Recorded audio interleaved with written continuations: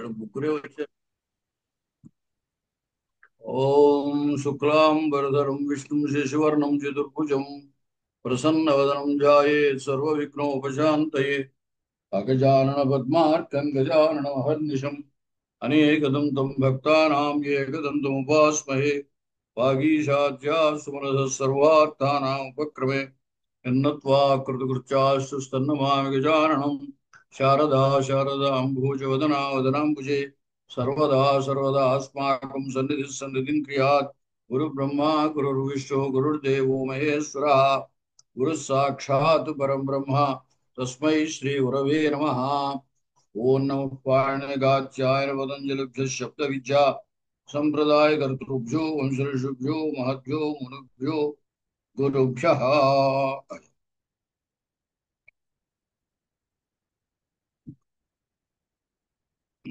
ఇంతకు ముందు చెప్పుకున్నటువంటి దాంట్లో ఏమిటంటే ఈ ప్రత్యయార్థ ప్రధానం అనేటువంటి సిద్ధాంతానికి ఇబ్బంది వస్తోంది అని అన్నారు. ఎందువల్ల ఈయన ఈ విభక్తి చేత ఏదైతే చెప్పబడుతోందో అవన్నీ ద్యోతకములు, అంచేత విభక్తి ద్యోత్యములైనవన్నీ కూడా ప్రకృత్యర్థానికి విశేషణములు అవుతాయి అని చెప్పారు. అంటే విభక్తి ద్యోత్యములు ఏదో కర్మత్వ శక్తి శక్తిమత్ అని చెప్పారు కదా. ఆ కర్మత్వ శక్తిమత్ అనేది క్రియాకారక భావ సంబంధం అనేది, అలాగే దాంట్లో విశేషణం అంటే ప్రధానమైనటువంటి ఆ తింగర్థంలో కామార్థం విశేషణం అవుతుంది అని చెప్పారు. అంచేది ఇవన్నీ కూడా ప్రకృత్యర్థానికి విశేషణములే. అంచేది ప్రకృత్యర్థములో విశేషణములు ఎప్పుడైతే అయ్యాయో అక్కడ చెప్పబడిపోతున్నాయి కాబట్టి ఇంకా ప్రత్యయం ఎందుకు అంటే దాన్ని ద్యోతన చేయడానికే ప్రత్యయము అని చెప్పారు. అలా అనేసరికి పూర్వపక్షి ఏమన్నాడంటే కాండే అనేటువంటి చోట ప్రత్యయార్థ ప్రధానము అనేటువంటి మాట భాష్యకారులు చెప్పారయ్యా. అక్కడ ఏం ఆశంక చేశారంటే కాండే అనే చోట పూర్వాంతవద్భావైన కాండ శబ్దం మీద సప్తమి ఏకవచనం ప్రత్యయం చేస్తే కాండ ఈ గుణం చేస్తే కాండే. ఇప్పుడు కూడా ఈ పూర్వపరయో అనేటువంటి ఏకపూర్వపరయో ఏకాదేశ సంధి ఏకాదేశ సంధి చేసినటువంటి చోట ఆ సంధి వల్ల వచ్చినటువంటి దాన్ని పూర్వమునకు అంతముగా గాని పరానికి ఆదిగా గాని తీసుకోవచ్చు. పూర్వాంతవద్భావము లేదా పరాదివద్భావము ఆద్యంతవదేకస్మిన్ అని సూత్రంలో చెప్పారు. కాబట్టి పూర్వాంతవద్భావేన చేస్తే కాండే అంతా ప్రాతిపదిక అయిపోతుంది. ఎందుకంటే కాండ శబ్దము ప్రాతిపదిక.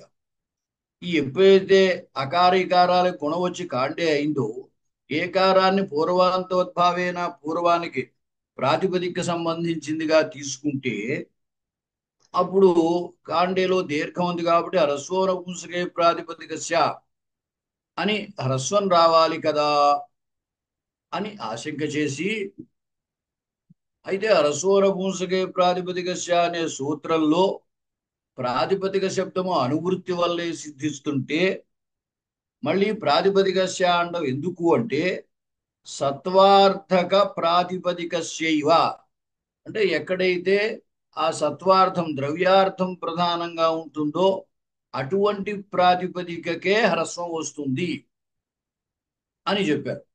అలా చెప్పి ఎప్పుడైతే మనం ఈ ప్రత్యయం చేసేమో ప్రత్యయార్థం ప్రధానం కాబట్టి ఇక్కడ సత్వార్థానికి ప్రాధాన్యం లేదు కాబట్టి హ్రస్వం హ్రస్వం రాదు అని నివారణ చేశారు. ఇప్పుడు దాని ప్రకారం ఏమైంది, ప్రత్యయార్థం ప్రధానమైంది కదా, మరి నువ్వు అవన్నీ కూడా విశేషణములు అయిపోతాయి ప్రకృత్యర్థానికి, ఇవి జ్యోత్యములే అంటే మరి ప్రత్యయార్థ ప్రాధాన్యం పోయింది కదా అని అడిగాడు. అడిగితే అప్పుడు సమాధానం ఏం చెప్పాడంటే ఆయన ఇక్కడ సప్తమి విభక్తి ఆ అధికరణ కారకంగా ఆ అర్థంలో ఆధారో అధికరణం సప్తమి అధికరణేచ అని అధికరణార్థంలో సప్తమి వస్తోంది. దీని చేత సంబంధం కూడా చెప్పబడుతుంది, క్రియాకారక భావ సంబంధం చెప్పబడుతుంది. అందుచేత పూర్వము విశేషణము అంటే కాండ శబ్దము ప్రకృత్యర్థము ఈ సంబంధంలోకి ప్రకారతయా అన్వయిస్తుంది. ప్రకారతయ అంటే విశేషణత్వేన అన్వయిస్తుంది అని చెప్పడం కోసం అక్కడ ఆయన ప్రత్యయార్థ ప్రధానం అనే మాట చెప్పారయా అని సమాధానం చెప్తున్నాడు ఇక్కడ. కాండే ఇత్యాదేహే విభక్త్యర్థ ప్రధాన ఉక్తిస్తూ, విభక్త్యర్థ ప్రధానము అనే మాట అక్కడ ఎందుకు చెప్పారంటే తదర్థ సంబంధే, అర్థ సంబంధము అంటే క్రియాకారక భావ సంబంధం ఆదేరా అక్కడ అధికరణ కారకం కాబట్టి ఆ సంబంధంలో ప్రకృత్యర్థ ప్రకారకత్వ మాత్రేణ ఈ ప్రకృత్యర్థము ఆ క్రియాకారక భావ సంబంధంలో విశేషణం అవుతుంది అని అక్కడ ప్రకృత్యర్థం విశేషణం అవుతుంది అని చెప్పడం ఉద్దేశ్యం, కానీ ప్రత్యయార్థానికి విశేష్యత్వం చెప్పడం ఉద్దేశ్యం కాదు అన్నాడు. కాబట్టి సంసర్గ భానే సంసర్గ విశేష్య ఉభయ నిరూపితత్వస్య ప్రకారతాయాం స్వీకారాత్. ఎప్పుడు కూడా విశేషణము విశేష్యమునందు మనం విశేషణం ప్రకృత్యర్థం తీసుకుంటే అది విశేషణముందు ప్రకారతా సంబంధేనా ఉంటుంది. అదేవిధంగా కేవలము అంతేకాకుండా సంసర్గం అంటే క్రియాకారక భావ సంబంధం, ఆ సంబంధమునందు కూడా ప్రకారతగా ఈ ప్రకృత్యర్థం ప్రకాశిస్తుంది అని అర్థం. అంటే సంసర్గమునందు సంసర్గ విశేష ఉభయ నిరూపితత్వం అంటే ఏమిటి? ఆ సంబంధమునందు సంసర్గ ఆ నిరూపితత్వం ప్రకారత ఉంటుంది, విశేష్య నిరూపితమైన ప్రకారత ఉంటుంది. ప్రకృత్యర్థమునందు సంసర్గ సంబంధమైన సంసర్గ నిరూపితమైన ప్రకారత్వము ఉంటుంది, విశేష సంబంధమైన ప్రకారత ఉంటుంది. ప్రకారత అంటే విశేషణంగా ఉండడం. కాబట్టి ఇక్కడ విశేష్యము అని చెప్పకుండా ఆ సంసర్గ సంబంధమైన ప్రకారత ప్రకృత్యర్థంలో ఉంది అని చెప్పడం తాత్పర్యం. అంటే ప్రకృత్యర్థం ఇక్కడ ప్రకంగా చెప్పబట్టం లేదు, అది సంబంధంలో విశేషణం అవుతోంది. అందుచేత ఎక్కడైతే సత్వార్థం, ప్రకృత్యర్థం అంటే ద్రవ్య అర్థం రావాలి అక్కడ, అంటే ఎక్కడైతే ద్రవ్యార్థం ప్రధానంగా లేదో అక్కడ అరస్వ నపుంసకే ప్రాతిపదిక రస్వం రాదు అని నివారణ చేయడం జరిగింది. కాబట్టి అక్కడ విశేషత్వం అనే మాట లేదు అన్నాడు. ప్రధాన ప్రత్యయార్థ ప్రధానం అనే మాటకి అభిప్రాయం ఏమిటి అంటే ప్రకృత్యర్థము ఈ ప్రత్యయార్థమైన సంబంధంలో విశేషణముగా ఉంటుంది, తావన్మాత్రేణ ప్రత్యయార్థానికి ప్రాధాన్యం అని చెప్పినట్టు అర్థం అక్కడ. అంతేగాని ప్రత్యయార్థం విశేష్యము అని ఉద్దేశం కాదు అన్నారు. అలా అని ఎవరు చెప్పారయ్యా అంటే దానికి అర్థం ఉందని ఎట్లా చెప్పగలం అంటే అర్థానికి ప్రమాణం చూపిస్తున్నాడు. అతయేవ అనేకమన్య పదార్థే సూత్ర భాష్యే విభక్త్యర్థం ఉపక్రమ్య తత్ర సర్వ పశ్చాత్ పదం వర్తతే అస్య ఇత్యుక్తం. అక్కడ అనేకమన్య పదార్థే చిత్రాహ గావః యస్య సహా అని బహువ్రీహి సమాసం చేస్తాం. చేసినప్పుడు అన్య పదార్థము చిత్రములైన గోవులు కలవాడు, మరి బహువ్రీహి సమాసంలో అన్య పదార్థం చెప్పబడుతుంది కదా. మరి అన్య పదార్థము దాని చేత చెప్పబడుతోంది కాబట్టి ఏదో దేవదత్త చిత్రగుహు అని ప్రయోగిస్తే అసలు దేవదత్త శబ్దం యొక్క ప్రయోగమే అవసరం లేదు, అనుపపత్తి అన్నారు. ఎందుకు అంటే సమాసం చేత అన్య పదార్థం చెప్పబడుతున్నాడు. మరి అన్య పదార్థం చెప్పబడేటప్పుడు చిత్రగుహ దేవదత్త అంటే ఎలా కుదురుతుంది అని అక్కడ చిత్రగుహు అనేటువంటి సమాసం చేత అన్య పదార్థం చెప్పబడుతోంది కాబట్టి అటువంటిప్పుడు దేవదత్తాది శబ్దముల యొక్క అనుప్రయోగమే కుదరదు అని ఆక్షేపణ చేసి అన్య పదార్థం అనేది సామాన్యంగా చెప్పిన మాటయ్యా, ఆ అన్య పదార్థం ఎవరో మనకి తెలియాలి కదా. తెలియాలంటే ఆ విశిష్య ఆ పేరేదో ఉండాలి. చిత్రములు అయిన గోవులు కలవాడు అని అంటే అన్య పదార్థమే చెప్పబడుతుంది. కానీ అన్య పదార్థం ఎవడు ఎలా తెలుస్తుంది? కాబట్టి వాడు ఎవడో చెప్పడానికి ఆ అన్య పదార్థాన్ని అక్కడ చెప్పవలసిన అవసరం ఉంది అంటే దానికి ఇబ్బంది ఏమీ లేదు అంటాడు. ఇక్కడ ఆ సందర్భంలో భాష్యంలో ఏమని రాశారంటే విభక్త్యర్థము సంబంధము ఈ సమాసము చేత చెప్పబడతాయి. విభక్త్యర్థము సంబంధము కూడా సమాసము చేత చెప్పబడ్డాయి. కాబట్టి తత్ర హి సర్వపశ్చాత్ పదం వర్తతే అస్య. అయితే విగ్రహవాక్యం చెప్పినప్పుడు దాని యొక్క ప్రాధాన్యం చెప్పడానికి అన్య పదార్థ ప్రధానము అని చెప్పడానికి విగ్రహవాక్యంలో మనం ఏం చేస్తామంటే అన్నిటికీ తర్వాత అస్య అంటాం. అదే మనం లోక వ్యవహారంలో అయితే మనం సాధారణంగా యస్య సహా అంటూ ఉంటాం. ఆ యస్య అనే ఉద్దేశంతో ఇక్కడ అన్నారు. అంటే చిత్రాహ గావహ అస్య ఇది చిత్రగు, అంటే చిత్రములైన గోవులు ఇతనికి ఉన్నాయి, ఎవడికున్నాయో వాడు అని విగ్రహంలో చెబుతుంటాం సాధారణంగా యస్య సహా. అప్పుడు యస్య సహా లేకుండా చిత్రాహ గావహ అస్య అంటే సరిపోతుంది. కాబట్టి ఈ అస్య అనేది చివరిలో అన్నిటికీ సర్వపశ్చాత్ పదం వర్తతే అస్య అంటే అన్నిటికీ తర్వాత అస్య అనే పదం ఉపయోగింపబడుతోంది అని చెప్పబడింది. అంటే ఏమైంది? విభక్త్యర్థానికే విభక్త్యర్థము అన్య పదార్థం, ఆ అన్య పదార్థము విభక్తిని చెబుతోంది. విగ్రహ వాక్యంలో ఆ అన్య పదార్థం చెప్పడానికి ఆ విభక్తి ప్రత్యయం లేదు, అందుకోసం అస్య అని వాడారు.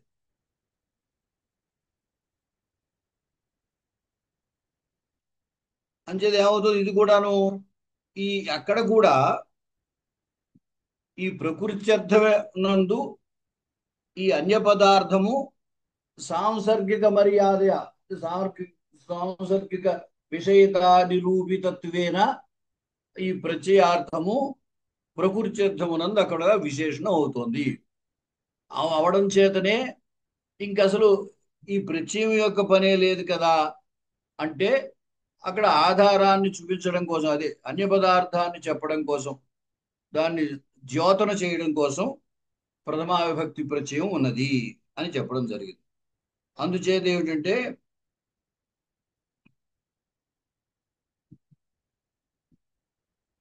విభక్త్యర్థం ఏదైతే మనం చెబుతున్నామో అది ద్యోతకం.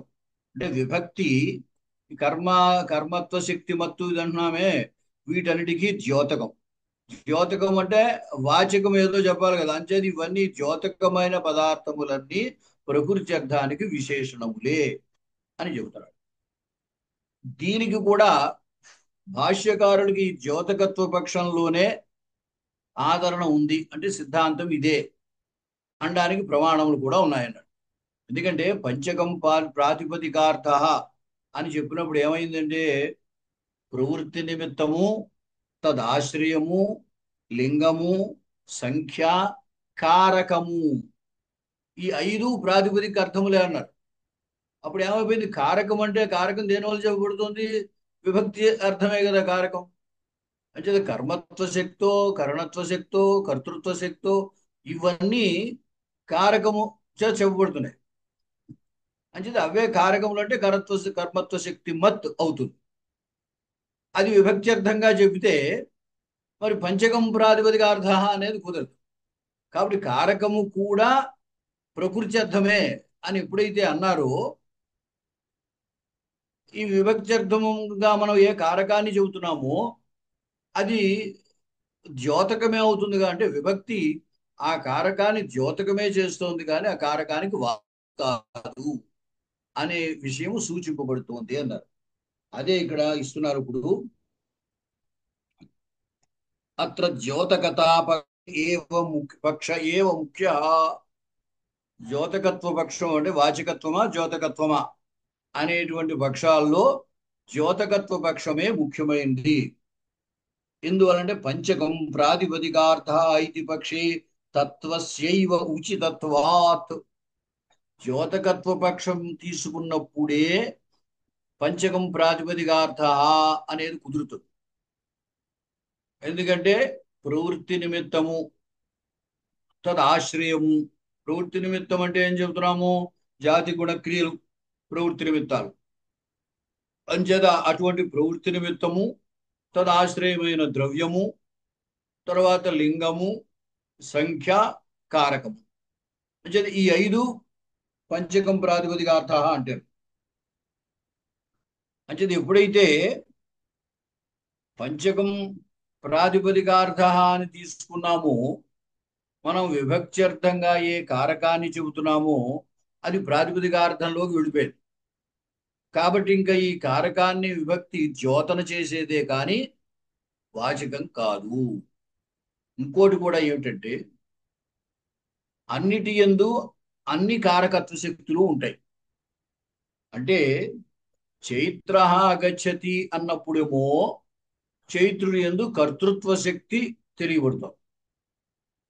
మైత్ర చైత్రం పశ్యతి అన్నప్పుడేమో చైత్రుడి యందు శక్తి తెలియబడుతుంది. ఎందుకంటే అక్కడ ద్వితీయ చేత. అంటే ఒకే చైత్రుడు కర్తగా, కర్మగా, కరణంగా, సంప్రదానంగా ఉంటాడు. అంటే ఏమిటి? అన్ని శక్తులు వాడి యందు ఉన్నాయి. ప్రత్యయం ఏం చేస్తుందన్నమాట? అప్పుడు మిగతా శక్తుల్ని కాదని ఆ ప్రత్యయ సంబంధమైన శక్తిని ద్యోతన చేస్తుంది. ప్రథమ చేస్తే మిగతా శక్తుల్ని నివారించి కర్తృత్వ శక్తి ద్యోతన చేస్తుంది. ఏదో ద్వితీయ చేస్తే మిగతా కారక శక్తుల్ని కాదని కర్మత్వ శక్తిని ద్యోతన చేస్తుంది. అంటే దాంట్లో లేనిది రావట్లేదు కదా. అంటే ప్రాతిపదికార్థంలో ఏ కర్తృత్వాది శక్తులు ఉన్నాయో ఆ ఉన్న అన్ని శక్తులు ఉన్నప్పుడు విభక్తి ఏం చేస్తుందన్నమాట? ఏదో ఒక శక్తిని ఉద్బుద్ధం చేస్తుంది అనమాట. దాన్ని బట్టి మనకి ఏమర్థం అవుతుంది అంటే, ఈ ప్రత్యయము ఆ శక్తికి ద్యోతకమే కానీ వాచకం కాదు అని చెప్తున్నారు. ఒకసారి చూడండి. పంచకం ప్రాతిపదికార్థ ఇది పక్షి తత్వస్యైవ. తత్వస్యైవ అంటే ద్యోతకత్వస్యైవ ఉచితత్వాత్ అని కుత్సితే సూత్ర భాష్యంలో 2 కారికలు ఇచ్చారు మహాభాష్యకారు. స్వార్థం అభిధాయ శబ్ద నిరపేక్ష ద్రవ్యమాహ సమవేతం.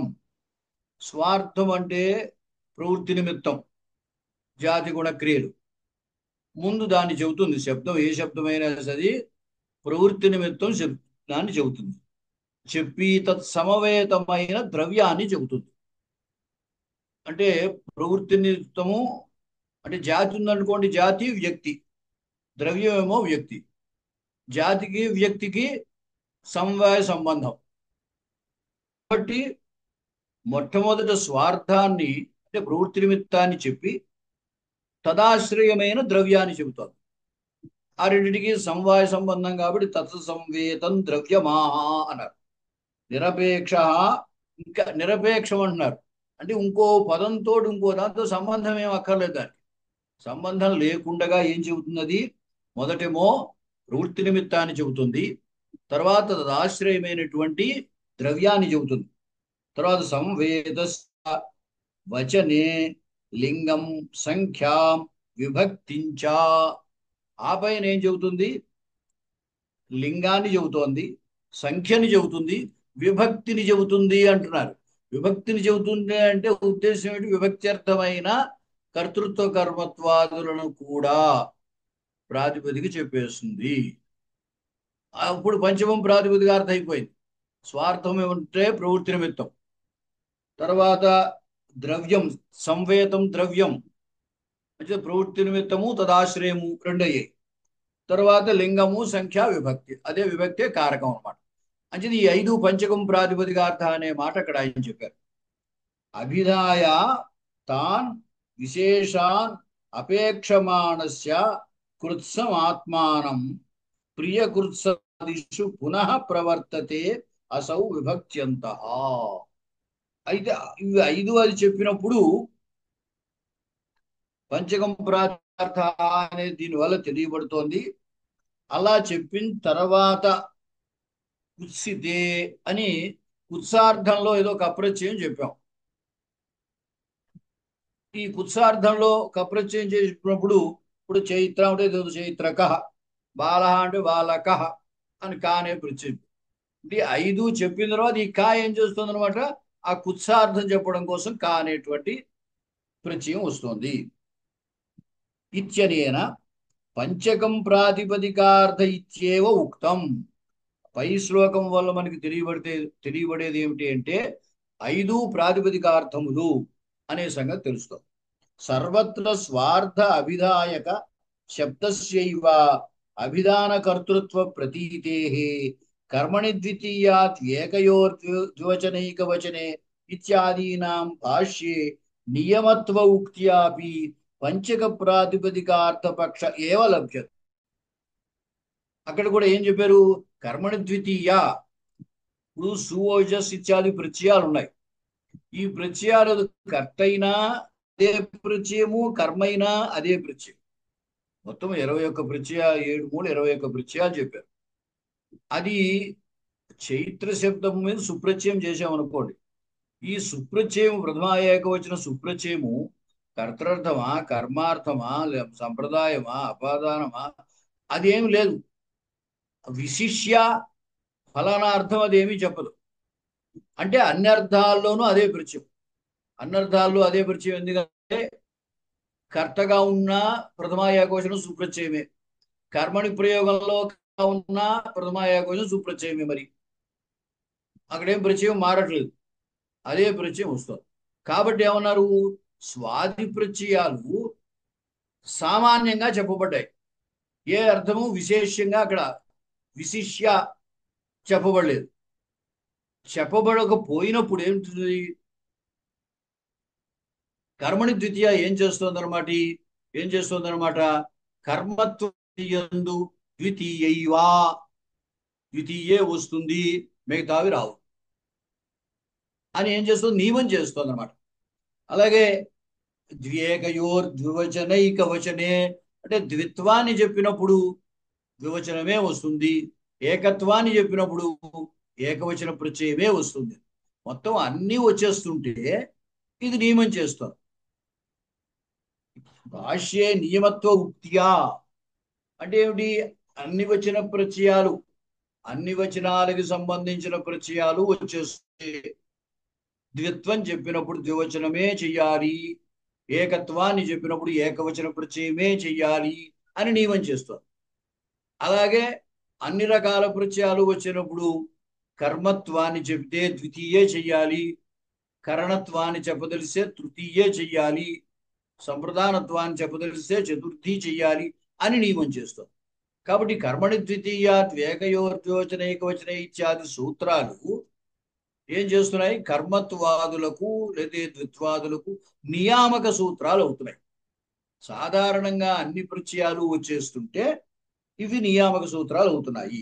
దీన్ని బట్టి మనకి ఏం తెలుస్తోంది, ప్రాతిపదిక చేత అన్నీ చెప్పబడతాయి. అంటే అన్ని వచనాలు, అన్ని కర్మత్వాది అన్ని శక్తులు ప్రాతిపదికే ఉంటాయి. అంటే ప్రాతిపదిక చేతనే చెప్పబడుతుంటే తన నియామకమైనటువంటి ప్రత్యయము కర్మణి ద్వితీయ అనే దాని చేత చెప్పబడుతుంది అనమాట. దీన్ని బట్టి కూడా పంచకం ప్రాతిపదికార్థ అనే పక్షము భాష్య సమ్మతం అనే సంగతి మనకి తెలుస్తోంది అన్నాడు. ఏమండి, తదాహి అనిర్దిష్టార్థా ప్రత్యయా స్వార్థే భవంతి ఇది సర్వత్ర సిద్ధౌ తేషాం నియమత్వం యుజ్యతే. అది ఇక్కడ కూడా అనిర్దిష్టార్థా ప్రత్యయా మనకి ఔజస్ ఆ సూత్రంలో ఎంతాత్ ఆబంతాత్ ప్రాతిపదికాచ స్వాదయ స్యు అని అర్థం రాశారు. అంటే ప్రాతిపదిక మీద ఈ ప్రత్యయాలు వస్తాయని చెప్పారు, కానీ ఈ ప్రత్యయాలు ఏ అర్థంలో వస్తాయో చెప్పలేదు అక్కడ. అంటే ఏమిటి, అక్కడ అర్థ నిర్దేశము ప్రత్యయాలకి ఏమీ చేయలేదు. అంచేత అనిర్దిష్టార్థ ప్రత్యయా స్వార్థే భవంతి, స్వార్థే ప్రాతిపదికార్థే. ప్రాతిపదిక ఎన్ని అర్థాలు ఉన్నాయో అన్ని అర్థాల్లో అది వస్తుంటే కర్మణి ద్వితీయ నియమం చేస్తుంది. అలాగే బహువచనం ద్వేకయోర్ద్వివచనైక వచనే అవి వచనాన్ని నియమిస్తున్నాయి. తదుక్తం బహుషు ఇది సూత్రే భాష్యే సుపో అవిశేషేణ ప్రాతిపదిక మాత్రాత్ విధీయంతే. అది అతిపదిక మాత్రాత్ అంటే ఆ ప్రాతిపదిక మాత్రాత్ అండంలో ఏమైపోయింది, అక్క ఈ సుబాధి ప్రత్యయాలు చేసేటప్పుడు వచ్చేటప్పుడు అది ఒకటా రెండా మూడా అనేటువంటి వచన నియమం కానీ లేదా ప్రథమ ద్వితీయాది ప్రత్యయాలు చేసేటప్పుడు కర్మత్వాది నియమం కానీ అప్పటికి లేదు. అంటే కర్మత్వాదులు అన్ని శక్తులు దాంట్లో ఉన్నాయి, అన్ని వచనాలు ఉన్నాయి.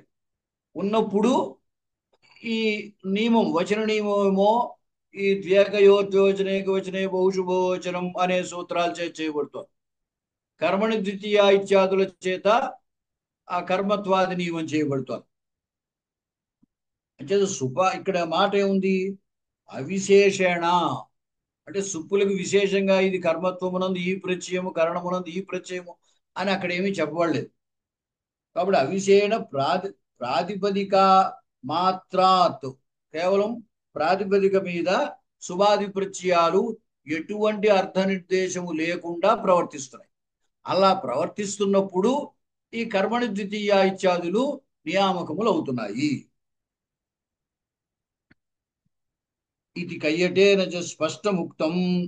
ఆ బహుశు అనే సూత్రంలో కయ్యట్లు కూడా ఈ మాట స్పష్టంగా చెప్పారు.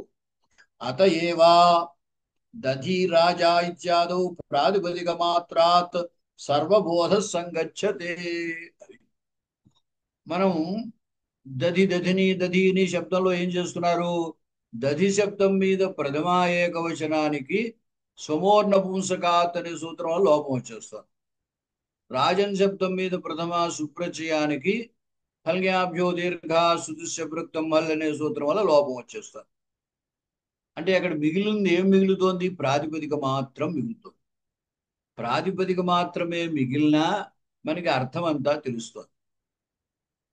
అంటే ప్రత్యయం అక్కడ లేకపోయినా తెలుస్తుంది. ఎలా తెలుస్తుంది మరి, ఎందుకంటే ప్రత్యయము లేకపోతే ప్రత్యయ సంబంధమైన అర్థం తెలియకూడదు కదా.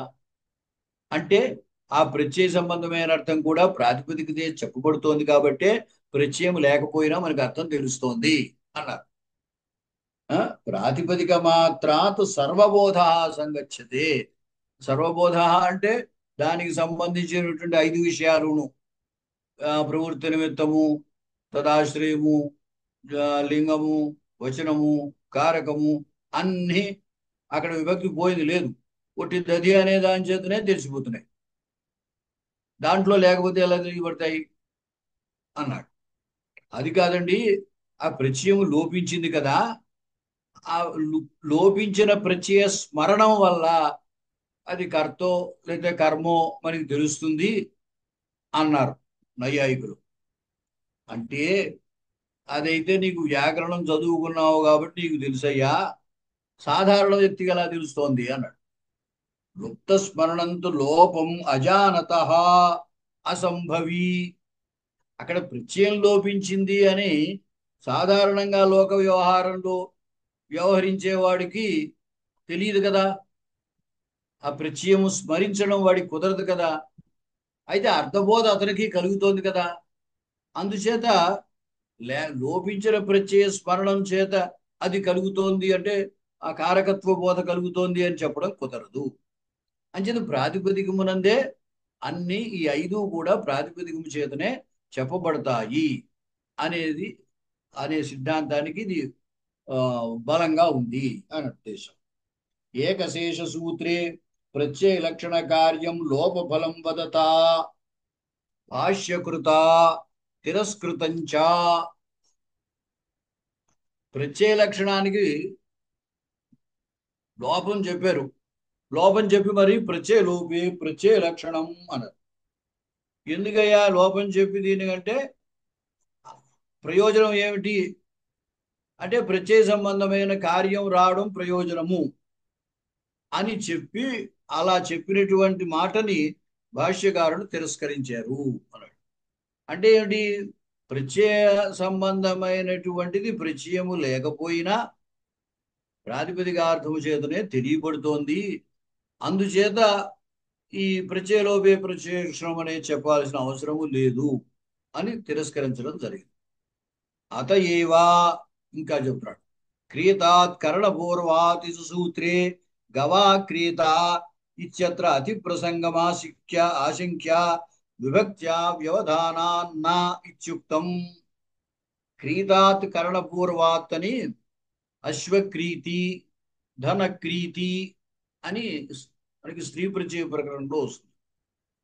కరణవాచకమైంది పూర్వమందు ఉన్నటువంటి దాని మీద, ఆ క్రీత శబ్దం మీద నీపు ప్రత్యయం చెప్పారు. అశ్వేన క్రీత అని అనుకోండి, అశ్వక్రీత. అయితే కరణవాచకము పూర్వమందు కలిగినటువంటి సమాసం అయినప్పుడే ఆ నీప్ అనే ప్రత్యయం వస్తుంది. అలా కాకుండా సమాసం చేయకుండా కేవలము అశ్వేన క్రీత అని అనుకోండి, లేదా ఇక్కడ గవా క్రీత అన్నారు. అన్నప్పుడు గవా అని మరి కరణవాచకం ఉంది కదయా, అది పూర్వమందు క్రీత అనే శబ్దానికి పూర్వమందు ఉంది కదా, ఇక్కడ నీపు రావాలి కదా అని ఆశంక చేశారు. చేస్తే అక్కడ సమాధానం ఏం చెప్పారంటే, మధ్యలో ప్రత్యయం చేత వ్యవధానం ఉందయ్యా, అక్కడ కరణం గోవు, అంచేత కరణానికి ఈ క్రేత శబ్దానికి మధ్యలో టా తృతీయ ఏకవచన ప్రత్యయం అడ్డుంది, అంచేత రాదు అని చెప్పారు. అసలు అడ్డుంది అని చెప్పడం ఎలా కుదిరింది? ఎందుకంటే కరణార్థంలోనే కదా తృతీయ వచ్చేది, మరి అడ్డుందని ఎలా కుదురుతుంది అంటే ఆ కరణత్వ శక్తి అనేది ప్రాతిపదిక చేతనే చెప్పబడిపోతుంది. ప్రత్యయం కేవలం కరణత్వానికి ద్యోతకమే. అందువల్ల ఏమవుతుంది, కరణత్వం అనేది ఉన్నది ప్రాతిపదికార్థంలో గోవులోనే ఉంది. అందువల్ల ఈ ఆ అనేటువంటి తృతీయ ప్రత్యయ వ్యవధానం వల్ల రాదు అని చెప్పడం, ఆ మాట అందుకు కుదిరింది అన్నాడు. అన్యథా విభక్త్యంతస్యైవ కరణవాచకత్వేనా అదే చెబుతున్నాడు. ఆ మాట అలా అనడం ఎందుకు కుదిరిందంటే, లేకపోతే కుదరదు. ఎందుకంటే విభక్త్యంతమే కరణవాచకం అంటే తృతీయాంతమే కరణవాచకం కాబట్టి క్రీత శబ్దానికి కరణవాచకం పూర్వం ఉండనే ఉంది కదా, ఉన్నప్పుడు నీపు రావాలి కదా. ప్రత్యయన వ్యవధానాత్ అని చెప్పడం కుదరదు. ప్రత్యయన వ్యవధానాత్ అని చెప్పడం ఎందుకు కుదిరింది అక్కడ అంటే, ప్రత్యయము కరణం కాదు అక్కడ. కరణత్వాన్ని చెప్పేది కూడా, కారకాన్ని చెప్పేది కూడా ప్రాతిపదికే. అంచేత పంచకం ప్రాతిపదికార్థ అన్నప్పుడు కారకం కూడా ప్రాతిపదికార్థమే కాబట్టి ఇక్కడ ప్రత్యయము కేవలము దాన్ని సూచన చేసే, ద్యోతన చేసేటువంటిది. అంచేత ప్రత్యయం కరణం మధ్యలో అట్టుది క్రీత శబ్దానికి సాక్షాత్గా పూర్వం కరణం లేదు. అంచేత కరణం పూర్వం అవ్వలేదు, ప్రత్యయం వ్యవధానంగా ఉంది కాబట్టి నీపు రాదు అని చెప్పడం కుదిరింది. ఎప్పుడు కుదురుతుంది అది? కారకం కూడా ప్రాతిపదికార్థమే అన్నప్పుడు కుదురుతుంది. అంటే ఇది కూడా మనకి ఏం తెలుస్తోంది, పంచకం ప్రాతిపదికార్థ అనేది తెలియబడుతోంది. కాబట్టి ప్రత్యయార్థం చేత మనం ఏదైతే కారకత్వం తెలుస్తోంది అంటున్నామో, అది ఆ కారకత్వం అంటే కర్మత్వాదులు కూడా ప్రకృత్యర్థం ప్రాతిపదికార్థం చేతనే గతార్థం అవుతుంది. ఇది కేవలం ఏమిటి, కర్మత్వాన్ని ద్యోతన చేస్తుంది, అంతవరకే అంటారు. తర్వాత సంబంధస్తు వాచ్య ఏవా. ఇప్పుడు అక్కడ మనకి ఏం చెప్పారంటే, క్రియాకారక భావ సంబంధము, విశేషణము, కర్మత్వ మత్ శక్తి, ఈ మూడు విభక్తి చేత చెప్పబడతాయి అని మొట్టమొదటి చెప్పారు కదా. చెప్పినప్పుడు ప్రత్యేజ్యోత్యమైనవన్నీ కూడా దానికి విశేషణాలు అయిపోతాయి అని చెప్పు. ప్రకృత్యర్థానికి విశేషణాలు అయిపోతాయి, ప్రత్యయం కేవలం వాటికి ద్యోతలను మాత్రమే అని చెప్పారు, ద్యోతకత్వం. ఈ సంబంధం ఉందే, ఆ సంబంధం మాత్రము ప్రత్యయవాచ్యము అన్నారు. సంబంధస్తు వాచ్య ఏవా అంటే సంబంధం ద్యోతకం కాదు, క్రియాకారక భావ సంబంధం ఉంటుంది, అది ప్రత్యయవాచ్యము. అత ఏవా ప్రకారీభూత విభక్త్యర్థ సంబంధేన నామార్థదాత్వర్థయో అన్వయ. ఎందుకు అదొకటి వాచ్యము అన్నారు, మిగతావి ద్యోతకములు అనేసి, మిగతావన్నీ జ్యోత్స్యములు, ప్రత్యయం చేత జ్యోత్స్యములు అని చెప్పేసి సంబంధం మాత్రము వాచ్యము అన్నారు. ఎందుకన్నారు అంటే అక్కడ భావప్రధానమాఖ్యాతం సత్వప్రధానాని నామాని ఎత్ర ఉభే భవతః తత్ర భావ భావ ప్రధానం అని చెప్పారు. అంచేత నామపదము సుబంత తింగంతములు ఒకే చోట ఉన్నప్పుడు తింగంతార్థం ప్రధానం కాబట్టి అది విశేష్యం అవుతుంది. దాని యందు సుబంతార్థము ప్రకారంగా అంటే విశేషణంగా అన్వయిస్తుంది అని చెప్పడం జరిగింది. కాబట్టి ఈ ప్రకారతా సంబంధేన అన్వయించాలంటే ఈ ప్రత్యయము అది సుబంతము కదా, ఈ ప్రత్యయము సుబంతార్థమే అక్కడగా దాంట్లో అన్వయిస్తుంది. అందువల్ల ఏమంటున్నాడంటే ప్రకారీభూత విభక్త్యర్థ సంబంధేన నామార్థ ధాత్వర్థయోరన్వయ. నామార్థానికి ధాత్వర్థానికి అన్వయం ఏమిటి అంటే ఇది విశేషణము అది విశేషము, ధాత్వర్థం విశేషము, ఇది ప్రకారము, నామార్థమమో విశేషణము. అంటే ఈ రెండింటికి విశేషణ విశేష భావము సంబంధం.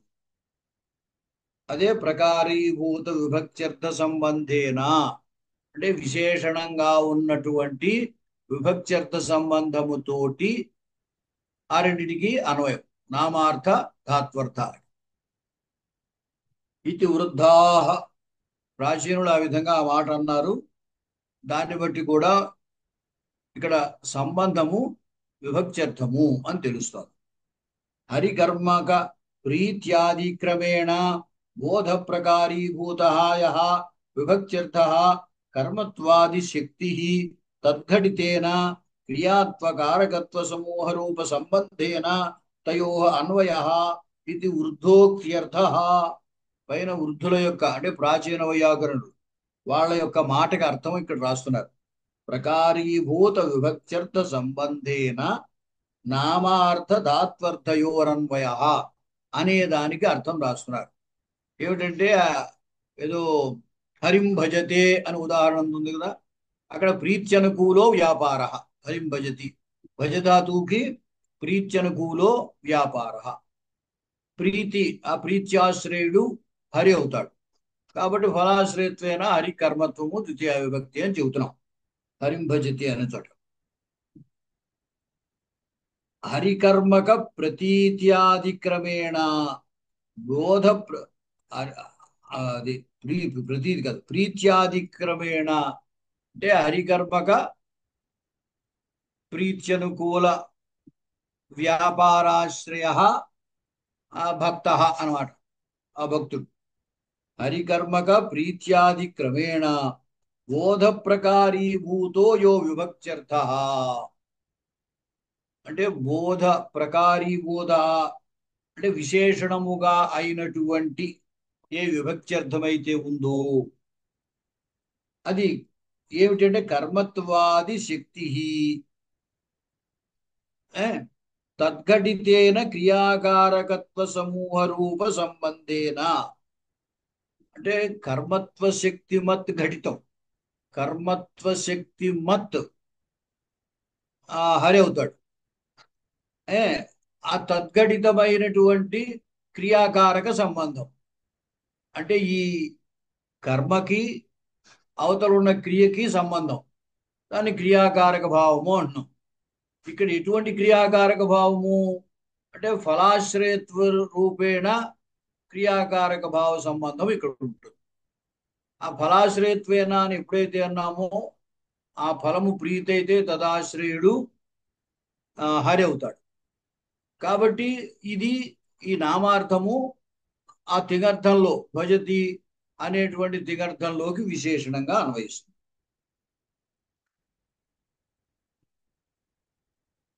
ప్రకారీభూతో యో విభక్త్యర్థ కర్మత్వాది శక్తి అంచేతే కర్మత్వ శక్తి కూడా ప్రకృత్యర్థమే అనేసాడు కదా, అంచేతే ప్రకారీభూతం అన్నాడు. ప్రకృత్యర్థంలో విశేషణం ఈ విభక్తి ద్యోతకములైన అర్థాలన్నీ, విభక్తి ద్యోత్యములైన అర్థాలన్నీ ప్రాతిపదికార్థంలో విశేషణములు అయిపోతాయి, ప్రకృత్యర్థంలో విశేషణములు అయిపోతాయి. కాబట్టి కర్మత్వ శక్తి కూడా అంటే కర్మత్వ శక్తి మత్ హరి అన్నమాట. కర్మత్వ శక్తి మత్ ప్రీత్యాశ్రయ హరికర్మక అనుకోవాలన్నమాట. కర్మత్వ శక్తి తద్ఘటితేన క్రియాత్వకారకత్వ సమూహ రూప సంబంధేన. ఇక్కడ ఇద్దరికి సంబంధం ఏమిటి అంటే ఫలాశ్రయత్వేన కర్మత్వ శక్తి మత్ హరి, అది తద్ఘటితం అంటే తద్ఘటితేన. ఆ ఉభయులకి ఉన్న సంబంధము క్రియాకారక భావ సంబంధం. ఆ సంబంధము చేత నామార్థానికి ధాత్వర్థానికి అన్వయము అనేది పై వాక్యానికి వివరణ అన్నమాట. ప్రకారీభూతస్యాపి సంబంధఘటకత్వం దృష్టం రాజ్య స్వం ఇత్యాదౌ. అంటే ప్రకారీభూతము అంటే విశేషణము అన్నాం. ప్రకారీభూతమైంది ఆ కర్మత్వ శక్తి, అది సంబంధంలో ఘటకము అవడం అని చెబుతున్నాం. అంటే క్రియాకారక సంబంధము అనేటువంటి దాంట్లో ఈ కర్మత్వాది శక్తి మత్ అనేది ఆ సంబంధంలో భాగం. ఎందుకు అవుతుందయ్యా అంటే అది చూపిస్తున్నాడు అనమాట. ఈ జ్యోత్యమైనటువంటి కర్మత్వ శక్తి ఏదైతే ఉందో ఆ కర్మత్వ శక్తి మత్ అయినటువంటిది సంబంధంలో భాగం. అంటే ఏం చెప్పాలి? కర్మత్వ శక్తి మత్ కారక క్రియా సంబంధము. కర్మత్వ శక్తి మత్ కారకం ఇక్కడ హరి అవుతాడు. ఆ హరికి అవతల ఉన్నటువంటి భజతే అనేటువంటి ధాత్వర్థంతో సంబంధము.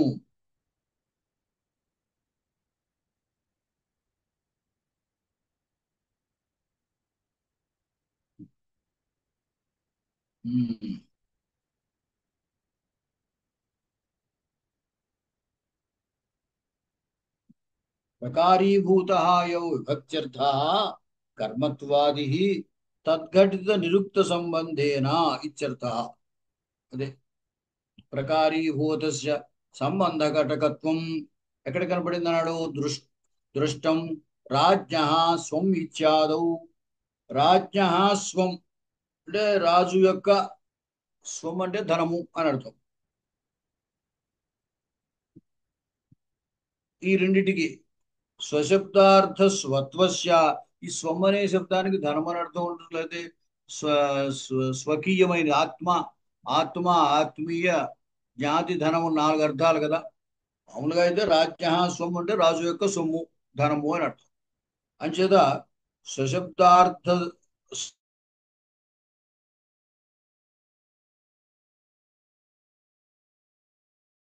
స్వత్వస్యకి సంబంధం చెప్పాలి కదా. అంచేత స్వస్వామి భావం సంబంధం ఇక్కడ. స్వస్వామి భావం సంబంధం అంటే స్వశబ్దార్థము ఇక్కడ తీసుకున్నట్టే కదా. అంచేత ఆ విశేషణమైనటువంటి దానికి సంబంధ ఘటకత్వం ఉందా లేదా అనే సందేహం అక్కర్లేదు. రాజ్యహాస్వం అనేటువంటి దాంట్లో విశేషణానికి కూడా సంబంధ ఘటకత్వం అనేది కనపడుతోంది. అతయేవ ఘటమిత్యేతావన్మాత్రోక్తౌ క్రియా విశేష జిజ్ఞాస.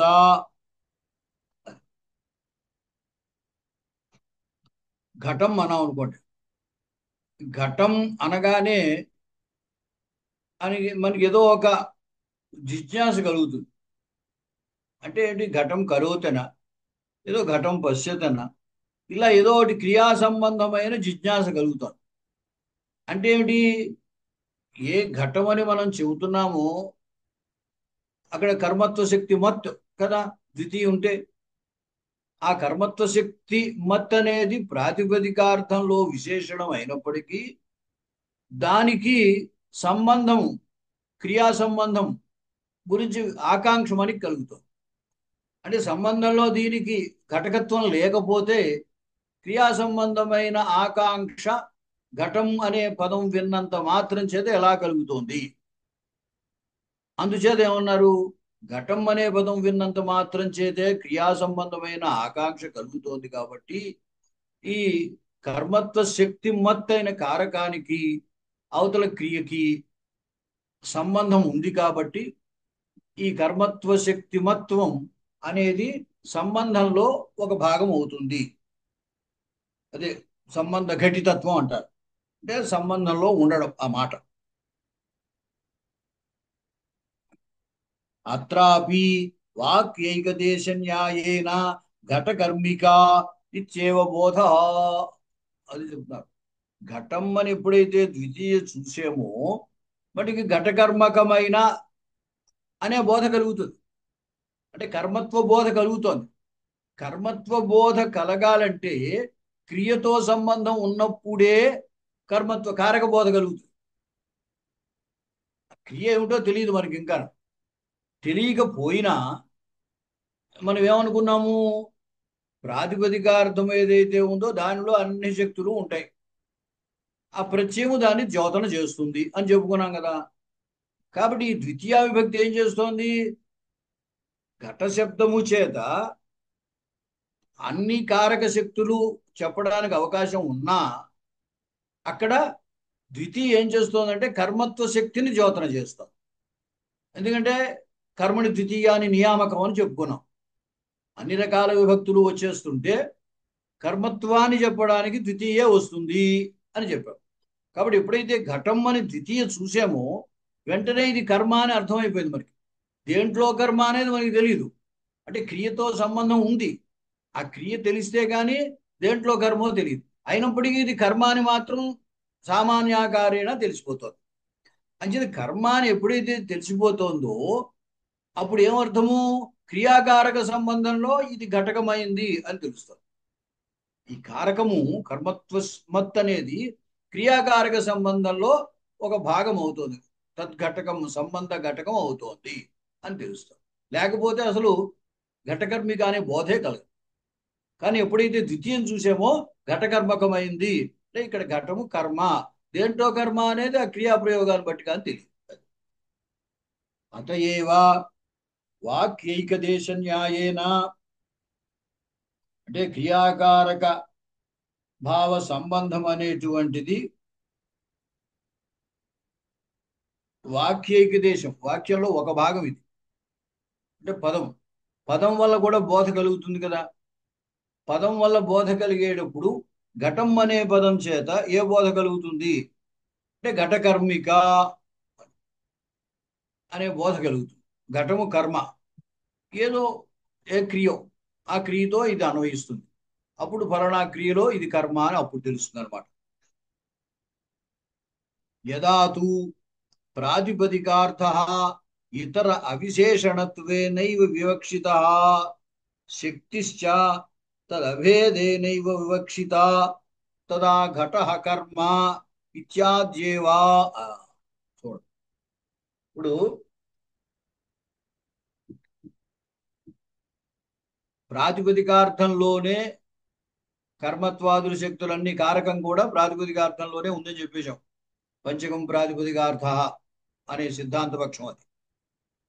కాబట్టి కారకం కూడా ప్రాతిపదిక చేసే తెలిసిపోతుంది అన్నప్పుడు ప్రాతిపదికార్థము ఇతర అవిశేషణత్వేనైవ వివక్షిత, అంటే దేనికి విశేషణంగా కనుక ప్రయోగించకపోతే, దేనికి విశేషణంగా కనుక స్వీకరించకపోతే అప్పుడు శక్తిశ్చ తదభేదేనైవ వివక్షిత, శక్తి ప్రాతిపదికార్థానికి అభేదంగా వివక్ష చేస్తే అప్పుడు ఘటః కర్మ అని అవుతుంది. ఇప్పుడు ఘటం అని ఎప్పుడైతే ప్రయోగించామో అది వెంటనే మనకి ఏం తెలుస్తుంది, నామ పదార్థము ఘటరూప కర్మత్వ శక్తిమత్ ఘట అని తెలుస్తుంది. ఘట శబ్దానికి అర్థం ఏమి తెలుస్తుంది, ఘటం అంటే కర్మత్వ శక్తిమత్ ఘటం అని తెలుస్తుంది. ఎప్పుడైతే కర్మత్వ శక్తి మత్ ఘటం అన్నామో దానికి క్రియతో సంబంధం, కారకత్వం వచ్చేసింది. కారకత్వం ఉంటే క్రియతో సంబంధం ఉంటుంది. అప్పుడు ఏమైంది, క్రియతో సంబంధం కనుక ఉంటే తింగర్థం ప్రధానము, నామార్థం అప్రధానము, కాబట్టి ఇది విశేషణం అయిపోతుంది. అంటే ఇతర విశేషణత్వేన ఘటం అని ప్రయోగించినట్టు లెక్క అనమాట. ఘటం అని ఎప్పుడైతే ప్రయోగించామో ఇది తిగర్థంలో విశేషణము అని చెప్పినట్టు అయిపోయింది. అప్పుడు ఇతర విశేషణత్వేన ప్రయోగించాం కాబట్టి అక్కడ ఘటం అని ద్వితీయ వచ్చింది. ఇతర అవిశేషణత్వేన దేనికి విశేషణం కాదు, దేనికి విశేషణం అనే వివక్ష లేదు. లేనప్పుడు ఏమవుతుందంటే స్వతంత్రంగా ఘటము కర్మ అన్నప్పుడు ఘట కర్మ అని ప్రయోగం, అక్కడ ఘటం అని ప్రయోగం రాదు. శక్తిశ్చ తదభేదేన ఘటమునందున్నటువంటి శక్తి కర్మత్వ శక్తి అంచేత శక్తి శక్తిమతోహో అభేదాన్వయం, శక్తికి శక్తిమత్తుకి అభేదాన్యం, అభేదేన అన్వయం. కాబట్టి ఘట కర్మ అనే ప్రయోగం అప్పుడు ప్రథమే వచ్చింది. అంటే ఘటం ఘట ఈ రెండింటికి తేడా చూపిస్తున్నాడు. ఘటం అని ఒక్కటే ప్రయోగించినా ఆ ద్వితీయ చేత కర్మత్వ శక్తి తెలియబడుతోంది కాబట్టి కర్మత్వ శక్తి మత్ ఘటము అనే అర్థం వస్తోంది. ఎప్పుడైతే నామార్థము చెప్తున్నామో అది అవతల క్రియతో, ఎందుకంటే కారక భావం లేకపోతే కర్మత్వం చెప్పడం ద్వితీయ చెప్పడం కుదరదు, క్రియాకారక సంబంధం లేకపోతే. అంచేత క్రియాకారక సంబంధం ఎప్పుడైతే వచ్చిందో క్రియ యొక్క అర్థం ప్రధానం కాబట్టి దాంట్లో ఇది విశేషణం అయిపోయింది. అంచేత పదాంతర సంబంధేన దానికి విశేషణత్వం అనేది మనస్సులో నిశ్చయించుకునే ఘటం అని ద్వితీయ వాడినట్టు లెక్క. ఘటహ అని వాడినప్పుడు ఏమవుతుంది, ఘటహ కర్మ అన్నప్పుడు ఏమిటి అంటే ఇది తింగంతంతో సంబంధం ఏమీ లేదు కాబట్టి దీనికి విశేషణత్వం అనేది నిశ్చయం పడలేదు. అంచేది ఏమిటి, ఘటానికి దాని యందున్న శక్తి కర్మ, కర్మత్వ శక్తి. అంచేత రెండిటికి అభేదేన అన్వయం. ఘట కర్మ అంటే కర్మత్వ శక్తిమత్ ఘట అని తాత్పర్యమే. కానీ ఇక్కడ ద్వితీయ రావాల్సిన అవసరం లేదు, ఎందుకంటే ఇతర అవిశేషణత్వేన తిగంతానికి విశేషణంగా మనం చెప్పలేదు, విశేషణంగా చెప్పినప్పుడే ఆ ద్వితీయ విభక్తి వస్తుంది. యదా శక్తి భేదేన వివక్షిత ఒకటి చూస్తున్నాడు. శక్తి ఇప్పుడు శక్తి శక్తిమత్తు రెండింటికి అభేదంగా వివక్ష చేసినప్పుడు ఘట కర్మ అని. యదా శక్తి భేదేన వివక్షిత తదా ద్వితీయాదయ స్పష్టం చేదం షష్ఠీ శేషే ఇది సూత్రే భాష్యే తదుక్తం. ఎప్పుడైతే శక్తిని